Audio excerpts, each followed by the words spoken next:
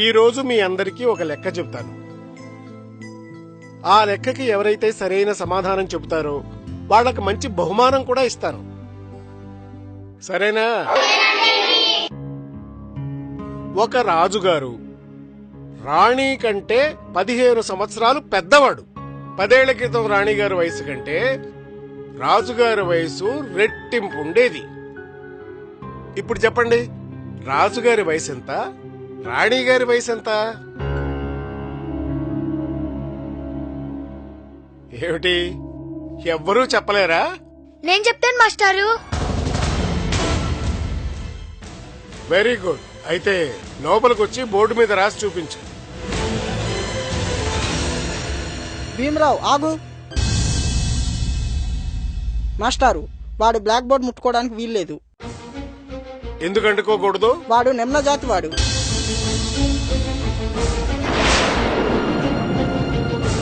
ఆ బోర్డు వెనకాల మా భోజనాలు ఉన్నాయి. వీడు ఆ బోర్డు ముట్టుకుంటే మేమెలా తినగలం? భీమరావు ఆ బోర్డు ముట్టుకోవడానికి వీల్లేదు, వీల్లేదు, వీల్లేదు, వీల్లేదు, వీల్లేదు. సైలెన్స్! వాడు ముట్టుకుంటేనే మైలపడిపోయే అన్నం మీరు తినకపోయినా పర్వాలేదు. ఒక్క పూట తినకపోతే ఏమీ కాదు. కూర్చో. భీమారావు, నువ్వు వచ్చి బోర్డు మీద రాయి.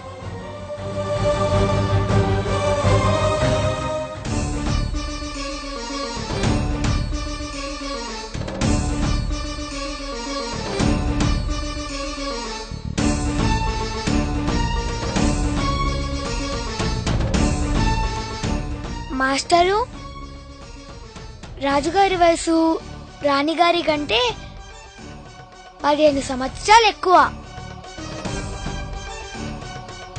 10 ఏళ్ల క్రితం రాజుగారి వయసు రాణిగారి కంటే రెట్టింపు. అంటే రాణిగారి వయసు 10 ఏళ్ల క్రితం 10,000 సంవత్సరాలైతే రాజుగారి వయసు రెట్టింపు.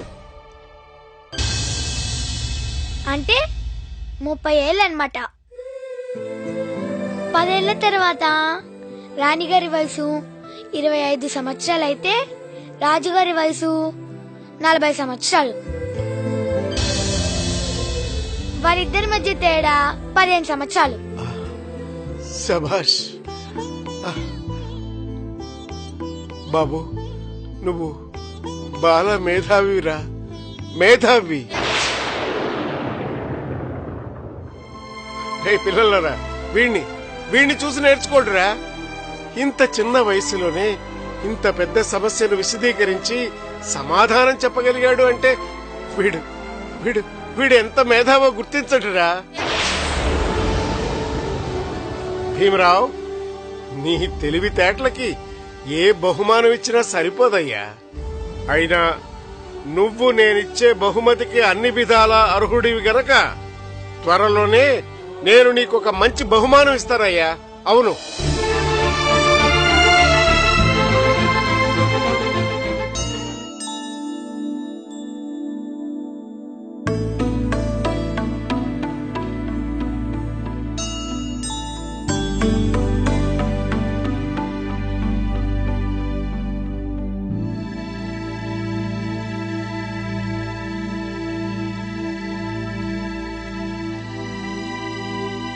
భీమరావు, ఆ భోజనాలన్నీ మైలు చేసి నువ్వు హాయిగా మెక్కుతున్నావా? ఇవి కూడా నువ్వే మెక్కు.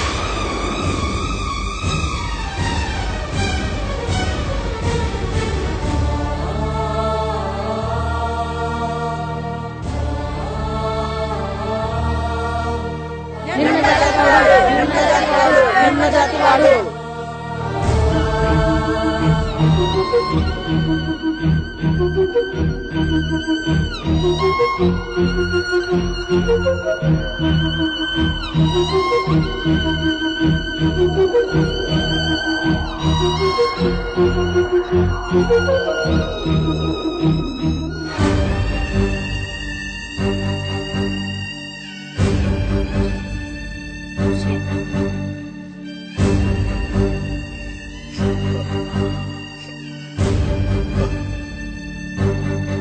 ఎందుకురా బాధపడుతున్నావు?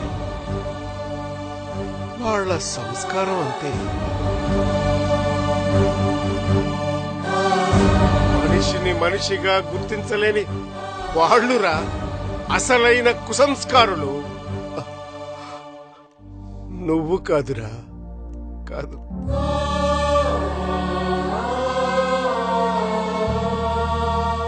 నువ్వెందుకురా తలదించుకుంటావు? మెహర్ కులంలో పుట్టడం నీ తప్పు కాదు. నీ జాతిని చేతగాని వారిగా వెలివేసిన అగ్రవర్ణాల వారిదే అసలు తప్పు.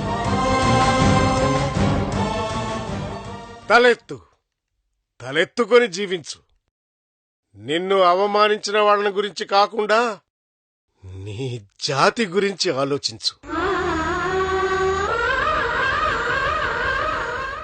ఇలాంటి చిన్న చిన్న వాటి గురించి ఆలోచించకు, పట్టించుకోకు. ఎదుగు, ఎవ్వరికీ అందనంత ఎత్తుకెదుగు.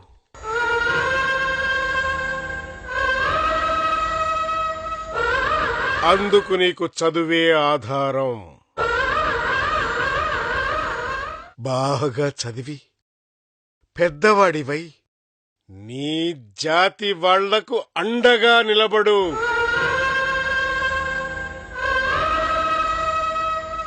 అంధకారంలో జీవిస్తున్న నీ జాతికి వెలుగు చూపించే దీపానివి కావాలి నువ్వు. ఇందాక నీకు ఒక బహుమానం ఇస్తానన్నాను. అదేమిటో తెలుసా నీకు? నా ఇంటి పేరైన అంబేద్కర్ను నీకు బహుమానం